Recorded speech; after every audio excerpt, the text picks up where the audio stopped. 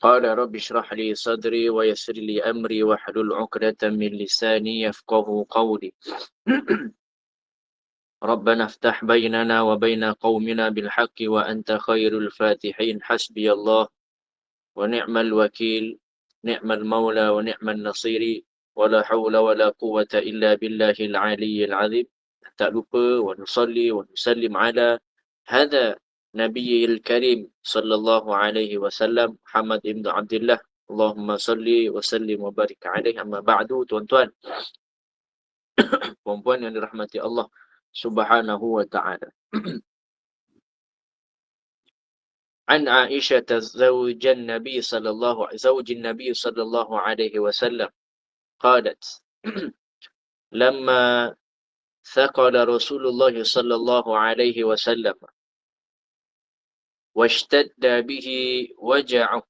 Kata Nabi sallallahu alaihi wasallam, kata Aisyah radhiyallahu anha, ista'zana azwajahu ayyumarrada fi baiti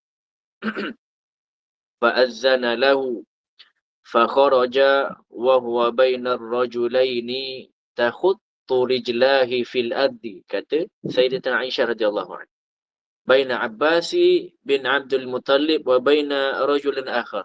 Qala Ubaidillah فأخبرت عبد الله بالذي قالت عائشة فقال لي عبد الله بن عباس هل تدري من الرجل الآخر الذي لم تسمي عائشة؟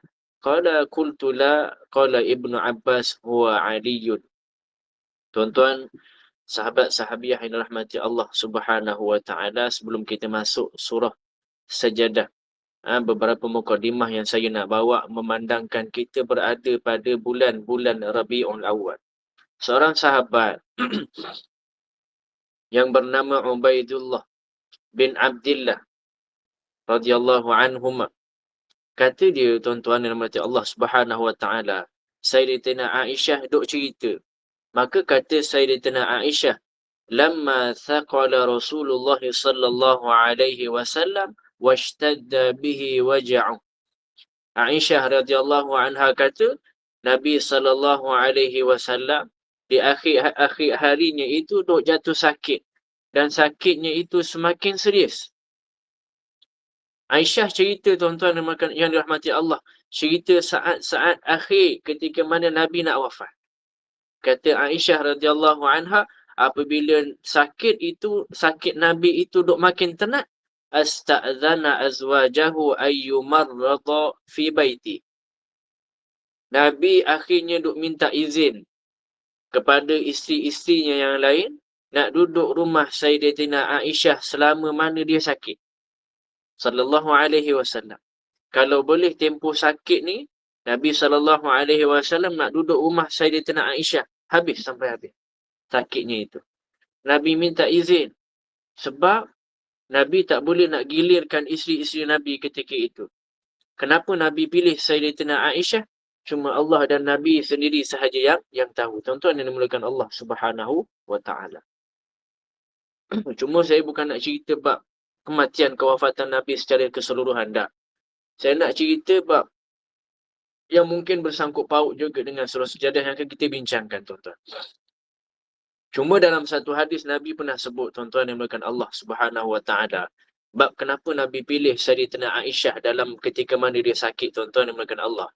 Apa kata Nabi sallallahu alaihi wasallam? Aku boleh berlaku adil dalam soal kebendaan, tapi tak boleh dalam hal perasaan. Itu sahaja yang Nabi sebut sallallahu alaihi wasallam. Jadi bila sakit Nabi itu makin teruk, tuan-tuan, maka itulah yang Nabi sallallahu alaihi wasallam minta. Minta apa? Maka minta untuk duduk di rumah Sayyidatina Aisyah. Maka isteri-isteri Nabi sallallahu alaihi wasallam izinkan begitu, radhiyallahu anhum ajma'in. Azzana lahu, kata Nabi sallallahu alaihi wasallam, kata Sayyidatina Aisyah menceritakan kisah tersebut, fa kharaja wa huwa baina rajulaini. Tuan-tuan, ketika mana Nabi sakit, tuan-tuan nak bayangkan Nabi sakit ketika itu teruk sangat. Nabi sallallahu alaihi wasallam keluar daripada rumah isteri yang lain ketika itu nak pergi ke rumah Sayyidatina Aisyah radhiyallahu anha. Keluar Nabi dalam keadaan Nabi itu dipapah oleh dua orang lelaki. Teruk sangat Nabi sakit Sampai Nabi tak boleh jalan dah tuan-tuan yang dimuliakan Allah. Terpaksa dipapah kiri kanan sallallahu alaihi wasallam. Diceritakan oleh Sayyidatina Aisyah. Kata hadis ni tuan-tuan, takhuttu rijlaluhu fil ardi. Sampai waktu ketika mana Nabi dipapah tu tuan-tuan, kaki Nabi sallallahu alaihi wasallam duk tersirit atas tanah. Punya tak larat Nabi sallallahu alaihi wasallam. Sampai melangkah pun dah tak boleh dah. Nak gambarkan memang Nabi sakit sungguh, ternak sungguh.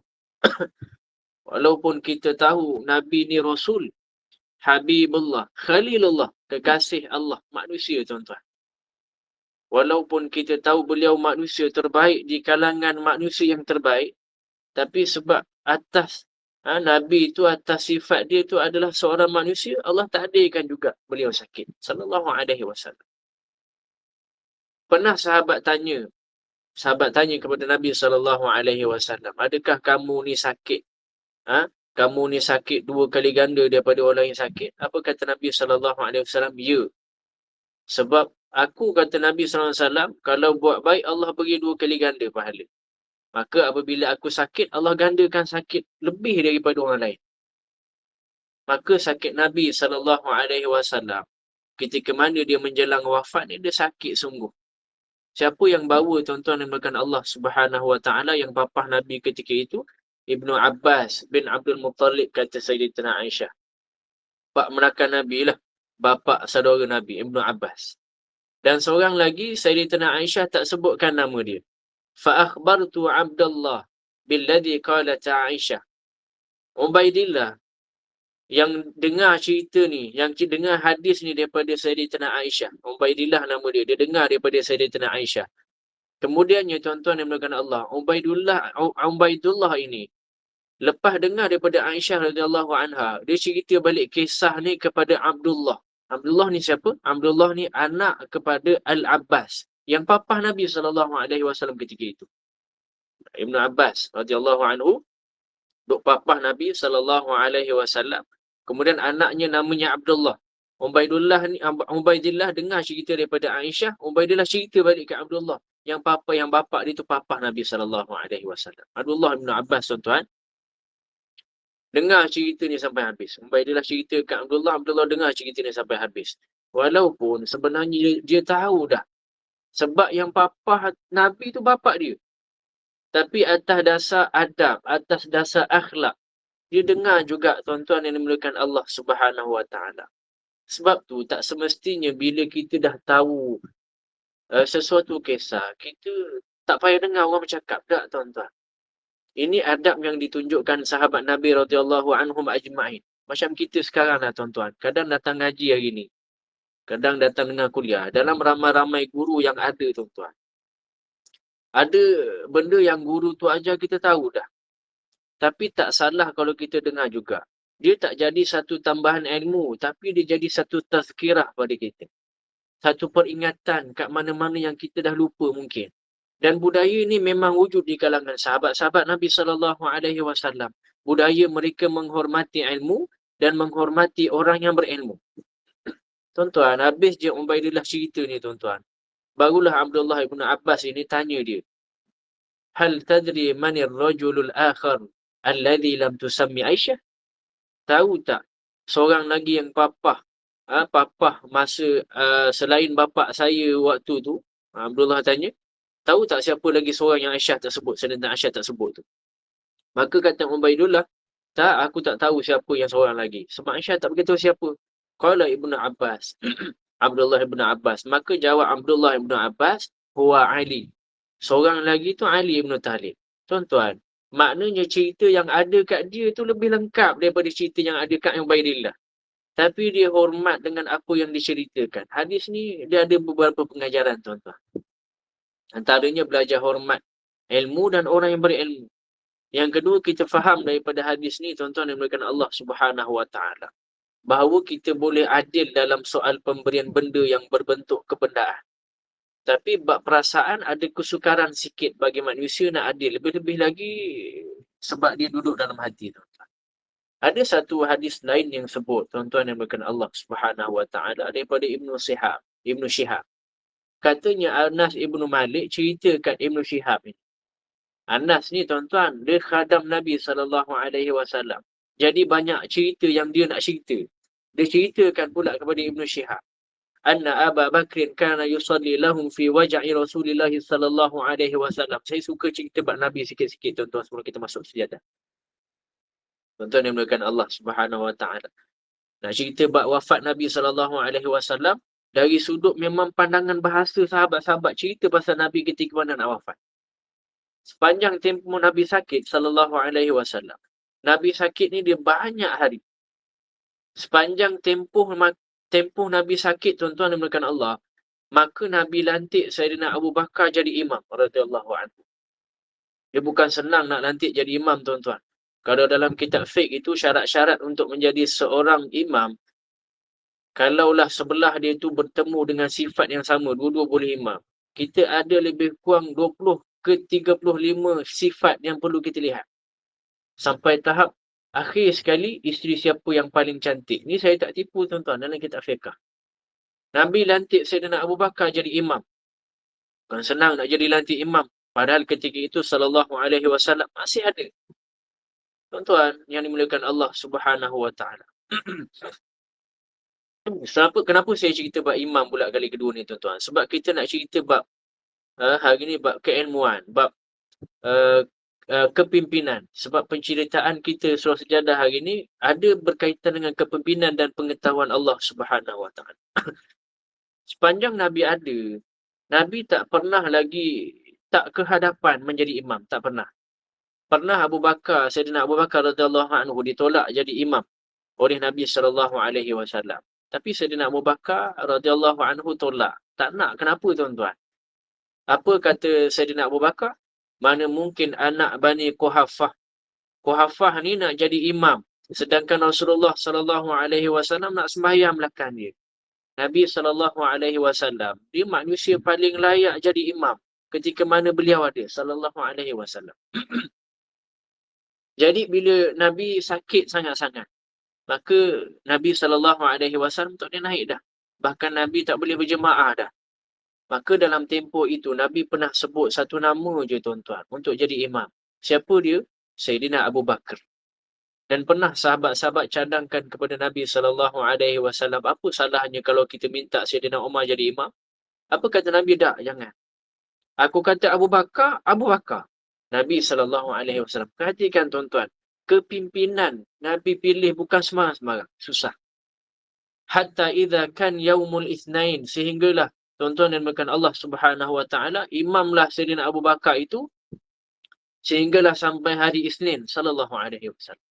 Wahum sufufu fi salah. Macam biasalah. Orang dah duduk dalam saf dah.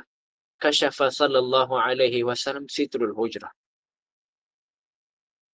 Tuan-tuan, dalam keadaan Sayyidina Abu Bakar dah susun saf pada hari Isnin tersebut, tiba-tiba Nabi SAW duduk selak.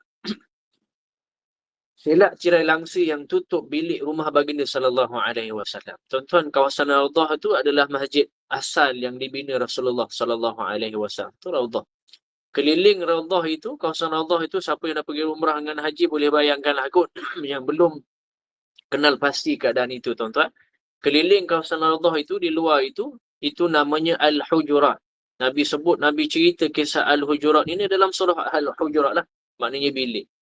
Bilik-bilik yang menjadi rumah isteri Nabi SAW.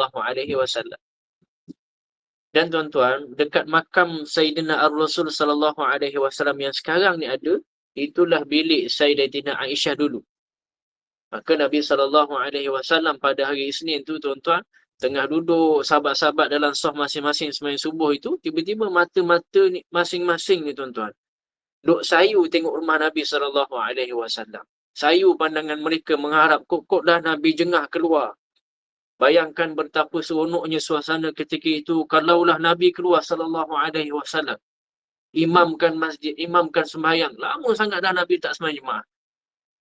Tuan-tuan, dalam duk tengok jeling begitu tuan-tuan, tiba-tiba datang tubuh Nabi SAW, angkat tirai yang tutup pintu rumah Nabi SAW.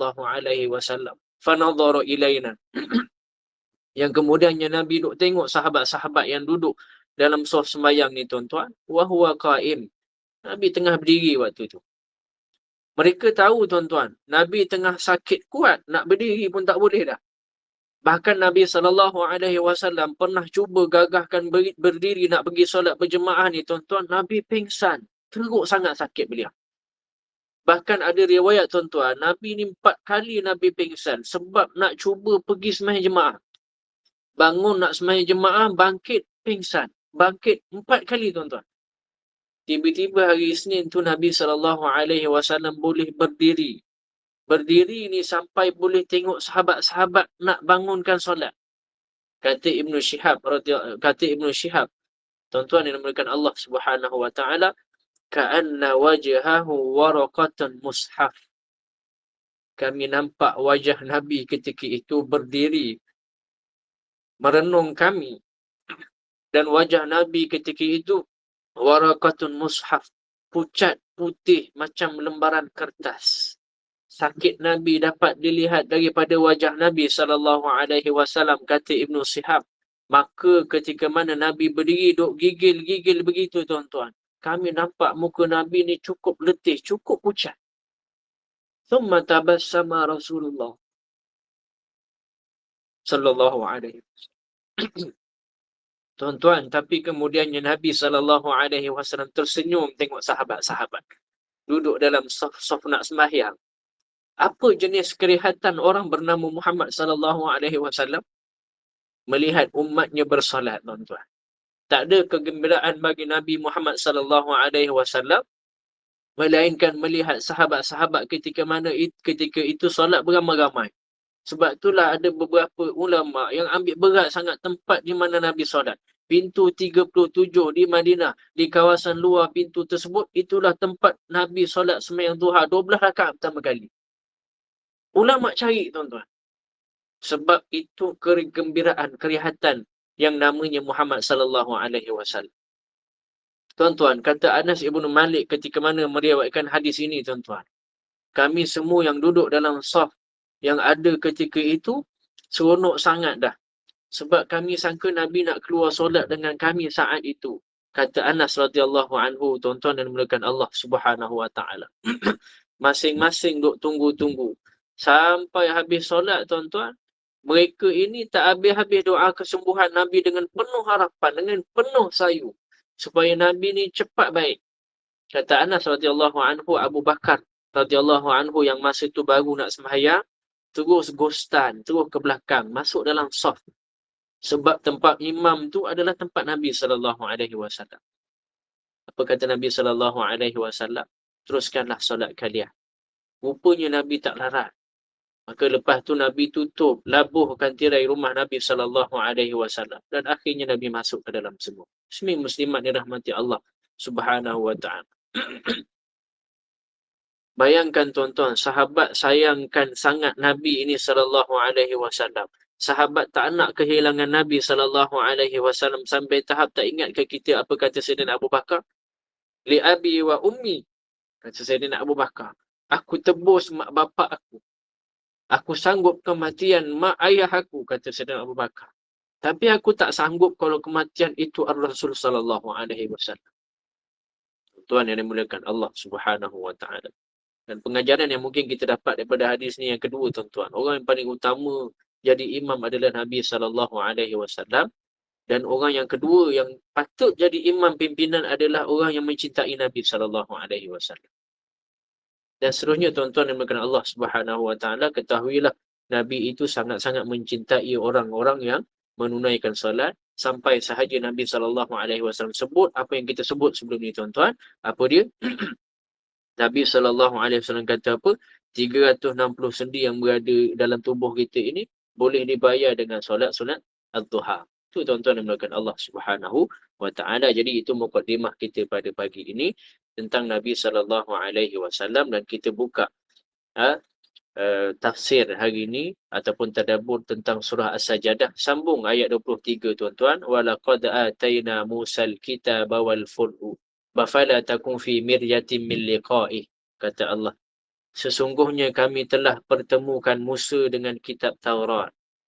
maka jangan kau ragu lagi wahai Muhammad sallallahu alaihi wasallam dengan pertemuan dua keadaan. Ini kata Allah Subhanahu wa taala. Maka ada ulama tafsirkan pertemuan itu adalah dengan Sayyidina Musa Sayyidina Musa alaihi salam ataupun dengan Al-Quran. Jangan ragu wahai Muhammad tentang pertemuan dua ni. Iaitulah pertemuan dengan Musa nanti suatu hari dan dengan Al-Quran suatu hari. Maka akhirnya memang dipertemukan mereka berdua ini ketika mana Isra' wal Mi'raj. Saya ringkaskan sedikit-sedikitlah cerita ni sebab keadaan dia agak berbeza sikit.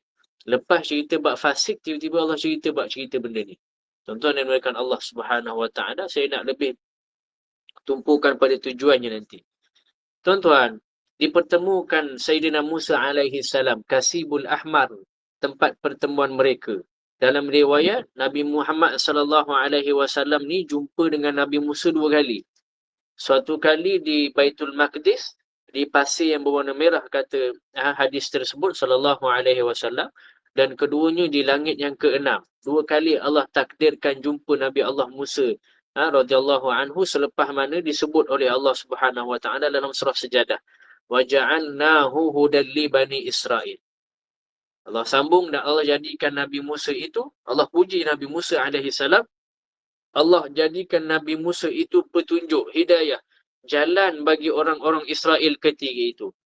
Nabi yang boleh pimpin umat dia, Nabi yang boleh pimpin Bani Israel pula selepas itu. Bukan semua Nabi yang boleh dapat macam ni, tuan-tuan dan berikan Allah Subhanahu wa ta'ala. Wa min zurriyati. Ni Nabi Ibrahim yang sebut, tuan-tuan. Saya nak sebut bab apa tadi? Bab Nabi Musa. Nabi Musa alaihi salam ni, dia punya hebat. Dia boleh pimpin umat dia dan dia boleh pimpin pula Bani Israel lepas daripada itu banyak sangat. Tapi sampai satu tahap, tuan-tuan, kita tengok Nabi lain ada dapat tak? Tak.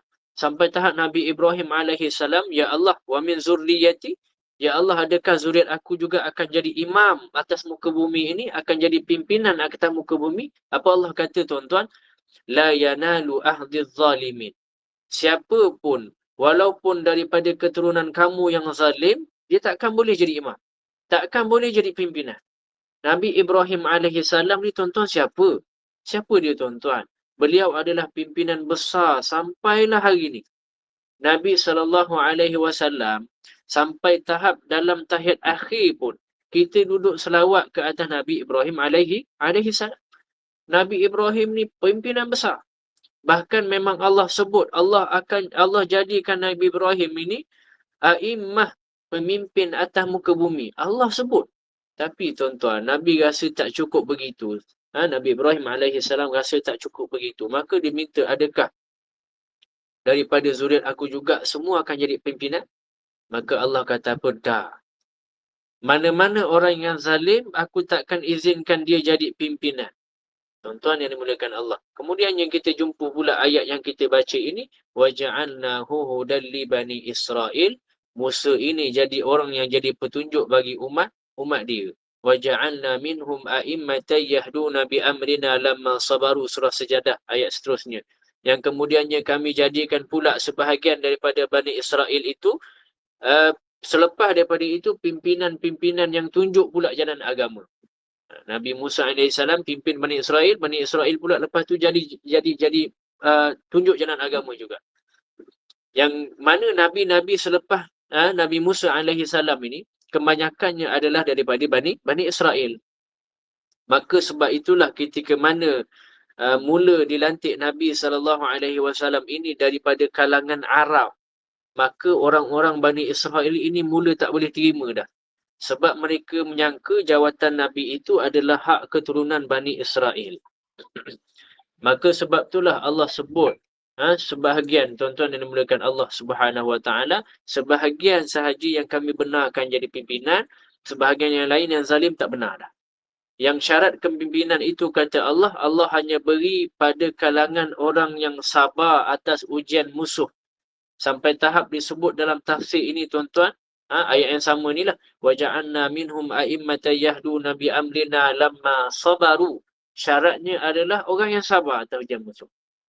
Sampai tahap disebut dalam tafsir ini, orang yang sabar itu dijumlahkan seramai 4,000 orang semuanya ketika mana Bani Israel itu. Yang kesemua 4,000 orang itu adalah nabi-nabi di kalangan Bani Israel. Tuan-tuan, nabi ni ramailah kan. Maknanya 4,000 orang yang sabar tu Nabi lantik jadi, Allah lantik jadi nabi terus. Pada zaman Bani Israel itu. Nabi ni ramailah kan. Dan memang ada riwayat yang menyatakan bilangan nabi yang kemudiannya nabi yang menjadi rasul itu cuma ada 25 sahaja. Bahkan bi ayatina yuqinun, ayat 25 itu. Siapa mereka 4,000 orang ni? Mereka ini wakanu bi ayatina yuqinun. Mereka ini percaya dengan mukjizat Nabi ketika mana Nabi Musa menjadi Nabi ketika itu. Inna rabbaka huwa yafsilu bainahum yawmal qiyamati fima kanu fihi yakhtalifun. Ni yang saya sebut tuan-tuan dan puan Allah Subhanahu wa taala sebelum ni cerita bab pembahagian surah Sajadah tu.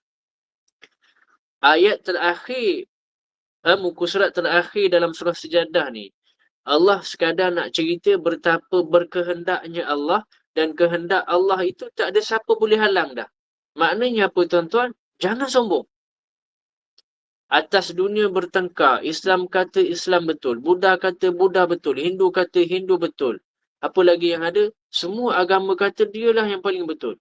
Gaduhlah macam mana pun, takkan ada penyelesaian. Inna rabbaka huwa yafsilu, kata Allah dalam surah Sajadah. Inna rabbaka huwa yafsilu bain. Allahumma salli Muhammad, yafsilu. Allahumma salli Muhammad. Tuhan kata gaduhlah kamu. Gitulah. Saya pun terlupa ayat Sajadah tu. Nanti saya rujuk balik. Nanti sambung ingatlah tu insya-Allah. Allah dok kata gaduhlah korang ni, gaduhlah agama korang ni, gaduh-gaduh. Sebab dekat akhirat esok, aku yang akan beri keputusan, kata Allah, atas pertikaian-pertikaian yang berlaku atas dunia ni. Inna rabbaka huwa yafsil. Allah yang akan pisahkan, berikan keputusan. Tuan-tuan, benda ni jugalah yang antaranya yang akan diumumkan oleh Allah sendiri mula daripada padang mahsyar nanti esok. Ni Allah secara rasmi Allah umumkan, Islamlah agama yang aku redha. Maka siapa yang di dunia, dari dunia dah terima Islam, maka dia orang yang paling beruntung. Sampailah Allah dok umum esok, selamatlah orang yang atas dunia ini, hidup dia sampai kematian dia orang Islam. Tuan-tuan, orang kafir waktu itu adalah orang yang paling menyesat. Sampai Allah sebut, awalam yahdilahum kam ahlakna min qablihim. Sambungan ayat tadilah kan. Ni tuan-tuan, mula ayat 23 sampai habis 30 ni tuan-tuan. Seorang manusia pun tak boleh nak jawab apa-apa dalam ayat ni. Semuanya ayat penegasan bahawa Allah itu paling hebat. Sebelum ni Allah beri bayangan je. Allah cipta itu dan ini. Kemudian sujudlah semua. Tersungkurlah kita semua. Kemudian siapa yang suka kekalkan dosa-dosa sekalian, Allah cerita macam inilah azab yang korang mungkin akan dapat. Sekian-sekian. Ada perubahan yang boleh kita buat sebelum ni. Masuk ayat 23 ni tuan-tuan. Semua cerita yang tak boleh kita nak bergerak habis dah. Tak boleh. Habis. Allah umum apa agama yang Allah paling redha, Allah cerita dalam ni. Tak boleh bayang dah tuan-tuan. Tak boleh nak sebut apa-apa dah. Allah sebut awalam yahdi lahum. Hoi. Berapa banyak dah kami duk binasakan kaum-kaum dahulu. Dulu-dulu tu. Dengan sebab mereka duk berdusta dengan Nabi mereka. Bahkan dia tak nak ikut sikit pun. Kalau konteks orang Quraisy dulu-dulu tuan-tuan, yang Nabi SAW dulu tuan-tuan, nak cerita yang tadi ni, berapa banyak kaum Nabi kami dah dusta, dah binasakan. Mereka ni duduk kat Mekah tuan-tuan. Mekah tu, kemudian mereka pergi niaga. Dari Mekah nak berniaga, dia bergerak ke Syria. Syria tu Syam lah zaman tu. Pergi ke Syam, bawa barang dagangan. Dalam nak perjalanan ke Syria itu tuan-tuan, mereka ini diperlihatkan betapa banyak tempat yang kita hari ni tengok dalam jejak Rasul. Mereka ni tengok habis semua dah. Tempat yang dulunya kaum Ad, dulunya kaum Samud.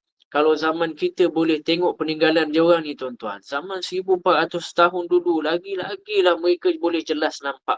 Tanda-tanda semua ni. Tapi kenapalah korang ni semua tak reti, kata Allah. Tak reti juga nak bezakan kebenaran. Allah bungkam kesombongan manusia ketika ini tuan-tuan. Habis ayat 23 ni, Allah bungkam habis kesombongan. Tak boleh jawab apa dah. Sampai tahap kita pun tak boleh nak cakap apa dah tentang ayat last. Nak jawab apa tuan-tuan? Habis. Allah tunjuk habis dah. Minal quruni yamshuna fi masakinihim. Bahkan mereka memijak-mijak, bermain-main di tempat yang pernah dibinasakan dulu. Pijak tempat kaum Ad, pijak tempat kaum Samud. Bahkan kita pun sama tuan-tuan. Tahu sungguh mereka ni, tanda-tanda ni memang bukan buatan. Apalagi bahagian yang aku nak yang tak tunjuk kata Allah Subhanahu Wa Taala. Tuan yang dimulakan Allah Subhanahu Wa Taala. Bahkan kita pun boleh datang ke tempat-tempat tersebut, harus untuk kita melawat ke tempat-tempat yang beginilah, tempat-tempat yang kena azab, dengan syarat kita datang untuk ambil pengajaran. Ada niat nak jalan-jalan, makruh. Ada datang tanpa rasa gerun ke tempat-tempat tersebut, makruh. Bagi contoh piramid dan sebagainya. Sebab Nabi sendiri tak suka lalu. Bahkan Nabi tak pernah melawat kawasan-kawasan yang pernah kena azab. Datanglah Laut Merah tuan-tuan yang dimulakan Allah. Kaum Nabi Lut. Situlah tempat dia. Terbalikkan tanah. Kan, tenggelam. Terbalikkan tanah, tenggelam. Masuk ke dalam perut bumi mereka semua. Muncul laut yang namanya Laut Mati. Bahkan laut ni laut terpelik dalam dunia. Tak ada satu hidupan pun dalam laut tersebut. Bahkan pokok pun tak hidup. Dia bukan laut tuan-tuan, dia tasik sebenarnya. Tapi luas sangat, dia panggil laut. Maknanya memang dihempap kawasan tu. Luaslah kawasan kaum Nabi Lut ketika itu. Punya Allah nak tunjukkan kehinaan terhadap mereka ni. Kenapa tak nak ambil pengajaran kata Allah Subhanahu Wa Taala? Tak nampak berkuasa ke lagi Allah ni? Tak nampak ke siapa lagi paling kaya? Kuat sekali mana korang kuat pun Allah binasa sekejap dia. Afala yasma'un. Tak pernah dengar ke cerita-cerita ni kata Allah Subhanahu Wa Taala. Tuan-tuan tengok. Allah angkat habis diri Allah masuk habis surah sejadah. Angkat habis. Awalam yarau anna nasukul ma'a idzal ardil juruzi fanukhriju bihi, kata Allah Subhanahu Wa Taala. Awalam yarau anna nasukul ma'a ilal ardi, yang untuk kita ni sekarang tuan-tuan yang dimulakan Allah Subhanahu Wa Taala. Awalam yarau anna nasukul ma'a ilal ardil juruzi fanukhriju bihi zar'a, kata Allah Subhanahu Wa Taala. Apa dia? Kau tak tengok ke satu lagi tempat kawasan tuan-tuan yang dimulakan Allah Subhanahu Wa Taala. Awalam yarau anna nasukul ma'. Tamak sekejap saya buka tafsir. Saya terlepas satu ni. Awalam yarau anna nasuqul ma'a ilal ardil juruzi fanukhriju bihi zar'an ta'kulu minhu an'amuhum wa anfusuhum afala yubsirun. Kata Allah Subhanahu Wa Taala, tidakkah mereka itu tak nak taat, tak nak bersyukur, kata Allah Subhanahu Wa Taala, untuk melihat bahawanya kamilah yang mengarahkan turunnya hujan ke bumi yang kering kontang. Tuan-tuan, yang ni untuk kita sekarang yang hidup. Yang sebelum ni Allah cerita, Allah tempit, Allah turunkan orang-orang terdahulu tuan-tuan, ayat sebelum ni. Bahkan sebenarnya itu pun terkena kat kita lah, terkena kat kita. Walaupun hakikat dia macam kena kat kaum Quraisy dulu-dulu. Tak tengok ke korang pijak tempat sekian-sekian, tapi tak boleh ke korang dengar. Takkan tak pernah dengar langsung kisah tersebut sekian-sekian. Akhirnya Allah keluarkan satu lagi kenyataan tuan-tuan. Awalam yarau anna nasukul ma'a ilal ardil juruzi fanukhriju bihi zar'an ta'kul minhu an'amuhum wa anfusuhum afala yubsirun. Allah suruh tengok semua benda. Termasuklah awan yang bergerak. Bawa pergi hujan. Dekat tempat yang memang sepatutnya hujan satu. Kata ulama. Bahkan kata ulama, bumi yang tak pernah hujan pun kadang-kadang Allah bawakan, gerakkan awan tersebut sampai manusia kadang-kadang tak boleh nak berteka-teki gerakan awan waktu itu. Maka jadilah padang pasir hijau seperti sekarang tuan-tuan yang dimuliakan Allah Subhanahu Wa Taala. Ini berlaku di zaman Ammar Gaddafi. Ammar Gaddafi ni siapa tuan-tuan? Ammar Gaddafi ni kalau Allahumma salli ala Muhammad, Ammar Gaddafi ni Mesir lah kan? Ammar Gaddafi. Mesir ke? Saudi, saya tak ingat. Tapi tuan-tuan yang dimuliakan Allah Subhanahu Wa Taala, Ammar Gaddafi ni dia terbiak sikit lah kita panggil. Terbiak dia apa tuan-tuan? Dia pergi satu pergunungan Sahara. Sahara ni tempat paling kering dalam dunia. Tempat paling kering. Dia korek satu tempat tadahan hujan. Kemudian tiba-tiba Allah izinkan pula hujan turun di situ, tuan-tuan yang dimuliakan Allah Subhanahu wa taala. Dia panggil hujan, dia panggil benih hujan apa semua, Allah izinkan pula. Padahal pembenihan hujan ni tak semestinya jadi, tuan-tuan. Tapi jadi kat kawasan tu. Sahara. Allah izinkan hujan turun, hijau kawasan itu.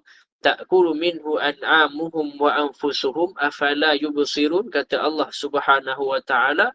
Maka hijau kawasan tersebut, maka dengan hujan yang duduknya dalam awan itulah sekarang kamu dapat minum makan daripadanya. Tumbuh pula pokok-pokok daripada itu, hijau bumi Arab sekarang, tuan-tuan. Walaupun ada lagi Sahara-Sahara lah, kalau tuan-tuan pergi perjalanan daripada Mesir itu, daripada Kahirah, ibu negara Mesir itu nak bergerak perjalanan ke Sinai, ke rumahnya Nabi Harun alaihi salam. Best tuan-tuan kat situ. Tuan-tuan akan jumpa Laut Garam. Laut Garam, dan tuan-tuan akan jumpa Sahara. Sahara ni, Allahumma salli Muhammad, padang pasir lah, yang macam kita tengok dalam movie tu, tuan-tuan. Memang pasir yang, orang kata lembut tak, tuan-tuan. Pasir dia pasir yang kasar. Pasir yang kasar dan panas terlampau. Kalau tak pakai kasut, memang terbakar, melecur kulit-kulit kaki kita, tuan-tuan. Jadi kalau pergi ke situ boleh lah. Diorang ni kadang-kadang duk letak bentang kain, pasang pacak kemah di tengah-tengah padang pasir, disiram pasir-pasir itu dengan air. Saja macam kita lah healing-healing berkemah. Kalau kita berkemah kat laut kan, Arab ni dia suka berkemah dekat padang pasir. Saya pun tak faham apa keseronokan di situ, tapi saya pernah ikut lah. Saya pernah ikut situ, naik ATV, naik padang pasir dan sebagainya. Maka duduklah situ, tuan-tuan. Tapi tuan-tuan bayangkan Sahara yang kering begitu.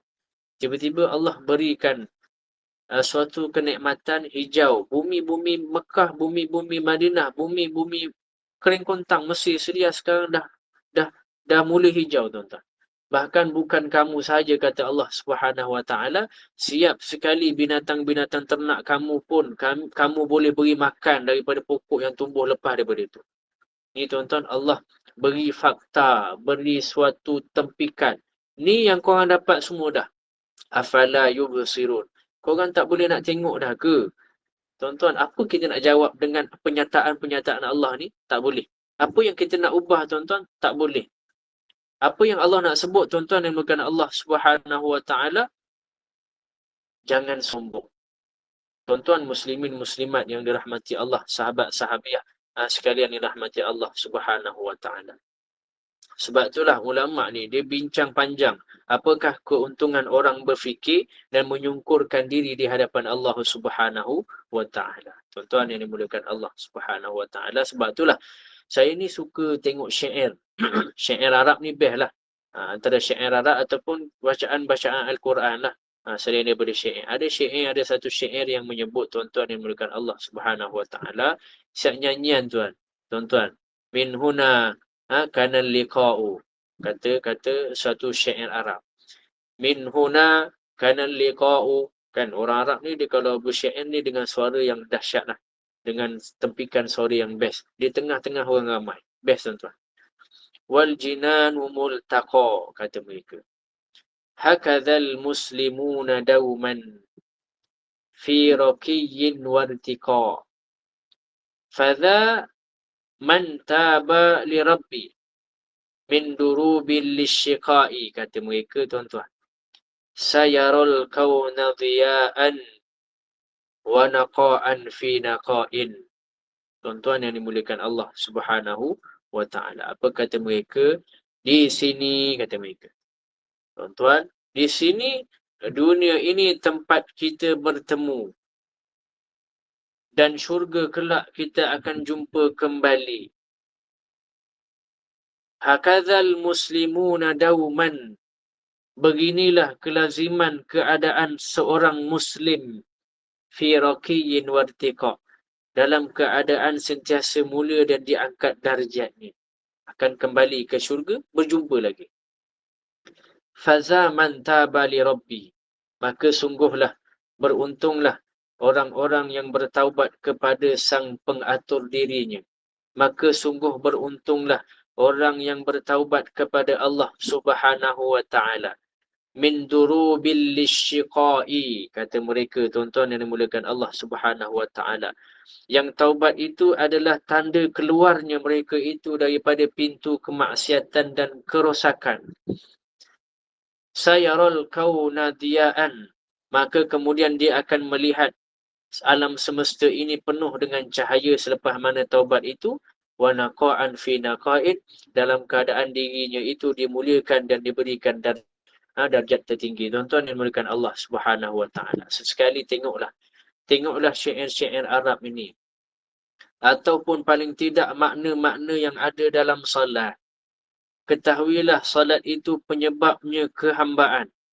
Mana mungkin menjadi hamba tetapi kita tak faham, tak tahu ucapan kepada Tuannya, tuan-tuan. Bahkan doa kunut sahaja buat kita rasa penyerahan dah habis menyeluruh dah. Belum lagi bacaan duduk antara dua sujud.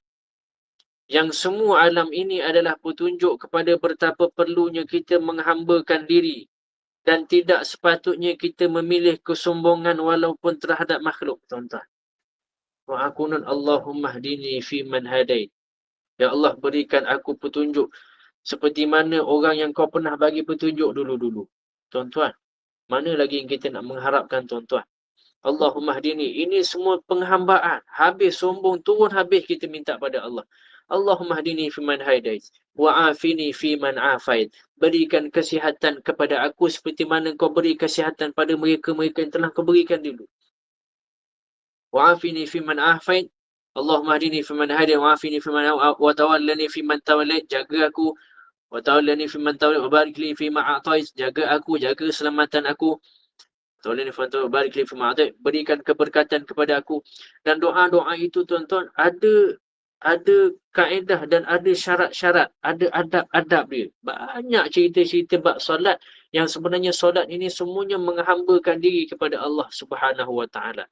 Sampai tahap kalau kita buka kitab Muniyatul Musalli itu, tuan-tuan yang dimuliakan Allah Subhanahu wa taala, diajarkan takbir itu kalaulah kita buka sama dengan bahu kita, maka sujud kita pun nanti jari sama dengan bahu. Semuanya ditakdirkan, ditafsirkan dengan sifat kehambaan. Semuanya dalam kitab Muniyatul Musalli. Tuan-tuan buka kitab itu tersebut, tuan-tuan yang dimuliakan Allah Subhanahu wa taala. Sampai tahap ada duduk-duduk yang mungkin janggal bagi kita yang diceritakan dalam kitab-kitab tersebut, dan semua duduk itu mempunyai makna-maknanya.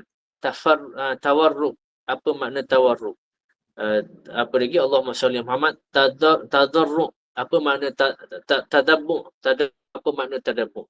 Apa makna iqa'? Itu semua kaedah-kaedah duduk dalam solat yang namanya pun dah menunjukkan kehambaan kepada Allah Subhanahu wa taala.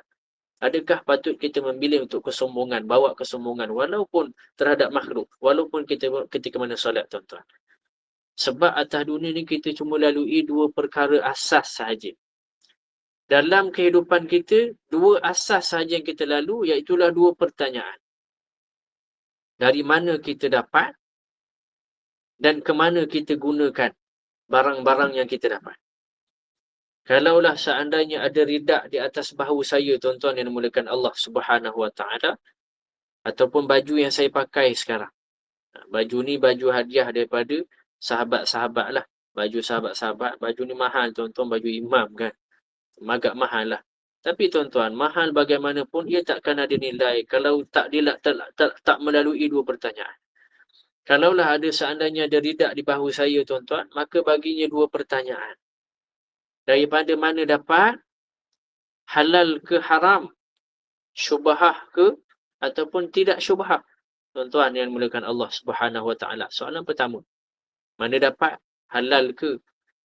Soalan kedua, tuan-tuan yang dimuliakan Allah Subhanahu wa taala, bagaimana kalian gunakannya? Fikirkan baik-baik, tuan-tuan. Ini semua tentang kesombongan-kesombongan yang kita ada. Mana yang kita nak bawa sombong itu? Bagaimana kalian gunakan ridak tersebut? Dengan tujuan apa? Ketika mana kamu letakkan baju ataupun ridak itu di atas pundak, di atas bahu kamu, apakah diletakkan dengan kesombongan? Adakah kamu meletakkannya ia untuk dilihat orang lain? Atau adakah saja untuk dapatkan kedudukan di mata-mata orang lain, tuan-tuan yang dimuliakan Allah Subhanahu wa taala? Atau adakah memang kamu mengikut betul-betul mengikut sunnah Allah Subhanahu wa taala? Tuan yang dimuliakan Allah Subhanahu wa taala. Ataupun kamu meniru perihal yang kita cintai sallallahu alaihi wasallam. Apakah tujuan kamu? Adakah tujuan kamu itu adalah keredaan kepadaku, kata Allah Subhanahu wa taala? Ini soalan-soalan tentang barang-barang, tuan-tuan. Tujuan apa kamu pakai? Tuan-tuan, tak cukup di situ, tuan-tuan. Dua asas sahaja. Apa soalan seterusnya yang Allah akan tanya, yang Nabi SAW cerita? Selepas daripada itu, kamu berikan pula rida itu kepada orang. Atas tujuan apa? Diulang soalan yang sama, tuan-tuan. Ketika mana kamu berikan orang, apakah dengan kesombongan? Adakah untuk dilihat orang? Atau adakah untuk mendapatkan kedudukan di mata orang? Ataupun untuk mengikut sunnah Nabi SAW? Ataupun meniru perihal yang kita cintai SAW? Tuan-tuan yang dimuliakan Allah. Datang lagi soalan yang sama. Kopiah, jam, pen, cincin. Dari mana kalian dapatkan itu dan ke manakah kamu gunakannya? Tuan-tuan, ini semua ada dalam surah Sejadah, muka surat terakhir itu, yang membungkam kesombongan kita semua. Kemana kamu gunakan? Walaupun itu sekadar selipar yang kita jadikan alas, sekadar-kadar untuk melintas ke suatu tempat, tak tahu selipar siapa. Pijak untuk buang sampah saja, tuan-tuan. Maka soalan itu adalah soalan yang akan kita lalui juga. Walaupun dalam keadaan begitu, tuan-tuan yang dimuliakan Allah Subhanahu wa taala. Kemanakah kamu gunakan barang-barang surau? Kemanakah sekian-sekian, tuan-tuan yang dimuliakan Allah? Yang soalan itu, tuan-tuan yang dimuliakan Allah Subhanahu wa taala, menyebabkan kita patut tanya diri kita soalan yang patut kita tinggalkan pada diri kita adalah, adakah kesombongan yang perlu kita bawa atas dunia ini, dan adakah dengan kesombongan itu mampu kita jawab soalan-soalan dua asas yang di atas, tuan-tuan yang dimuliakan Allah Subhanahu wa taala. Jadi tuan-tuan yang dimuliakan Allah Subhanahu wa taala, saya sambung sehinggalah habis. Allahumma salli ala Muhammad. Sehingga habis tafsiran ini. Allah ceritakan lagi, tuan-tuan yang dimuliakan Allah Subhanahu wa taala, wa yaquluna mata hadzal fathu in kuntum shadiqin.